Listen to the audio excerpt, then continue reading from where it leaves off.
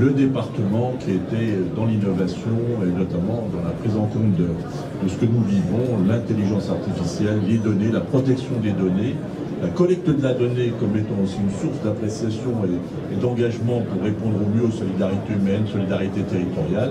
Et donc ici, vraiment, ce qui a été conduit, en plus, mettre tous les acteurs autour de la table, les start-up, les entreprises, Monsieur le Président de la Chambre de commerce, Marco, dont chacun connaît de réputation le rôle qui était le sien dans cet univers de l'intelligence artificielle. Et donc ici, c'est un moment formidable. Je ne le connaissais pas, je savais d'expérience que ça existe, évidemment, puisque c'est la deuxième édition, mais en même temps, quand je vois le mouvement que ça peut créer et faire un pôle de référence dans lequel les acteurs se rencontrent pour produire de l'intelligence et ne pas laisser simplement d'autres pays, d'autres puissances, évidemment, parce que la maîtrise de la donnée, derrière, c'est la puissance de la donnée et ce qu'on en fait aussi, et la démarche éthique dans laquelle vous avez inscrit la protection de la donnée et sa dimension, c'est aussi un supplément auquel nous sommes personnellement très attachés. Deux mots simplement pour dire que nous avons, nous, départements de France, nous sommes beaucoup impliqués. D'abord, je veux rappeler qu'on a développé le très haut débit dans beaucoup de départements. C'est en train de s'achever. Toute la France, qui est un très grand pays, va être fibrée, donc c'est un enjeu considérable. C'est de même ampleur, et personne ne le mesure, que ce que nous avons fait quand il y a eu l'arrivée de l'eau ou de l'électricité. Il a fallu tirer du câble, des dizaines et des centaines de millions d'euros qui ont été investis.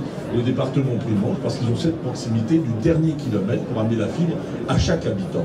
Ça, c'est le premier point. Deuxième point, il est devant nous encore, c'est la fracture numérique. Vous savez, j'ai entendu le gouvernement, je salue d'ailleurs le ministre qui était là, mais je le lui dirai de vive voix. Vous avez vu, il y a des tas d'initiatives qui sont prises de soutien à la population. La dernière en date, c'était le carburant, les 100 € de carburant. On constate ensemble que la moitié des Français qui ont droit dans ces temps de difficultés sociales et humaines y ont accès. La moitié des Français qui ont droit y ont eu accès. Eh bien, c'est l'illustration même à travers cet exemple de la fracture numérique. C'est-à-dire, il y a ceux qui ont accès à la connaissance et il y a ceux qui sont sur le bord de la route. Ça, ce sera un des enjeux pour nous considérables. Considérables. Lutter contre la fracture numérique.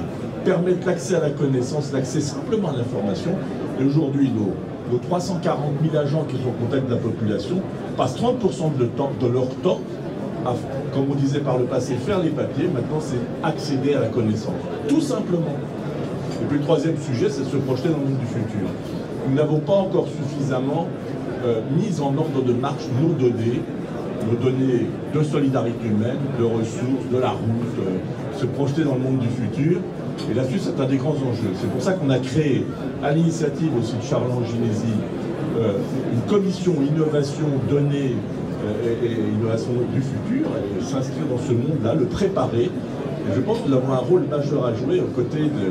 On a besoin de votre aide, Marco, pour conduire ça à l'échelle d'un pays. Voilà. Et donc nous avons la racine pour le produire, à faire croître cette intelligence artificielle. Et donc nous avons nous-mêmes un prix de l'innovation, parce qu'il faut aussi qu'on porte à connaissance. On est dans un drôle de peuple qui passe son temps à constater ses difficultés. J'aimerais qu'on passe autant de temps à montrer ce qui marche dans ce pays. Et donc je souhaite simplement, je le demande à Charles Ginesi, que ce rendez-vous, cette maison de l'intelligence artificielle de ton département devienne celle des départements de France et quelque part nous projette dans un monde du futur beaucoup plus optimiste. Donc si vous nous hébergez, le modeste président de Côte d'Or, le président du département de France vous le demande, et je salue aussi tous mes collègues qui sont là, présidents, un premier d'entre eux, Claude Riboulet, qui préside cette commission d'innovation.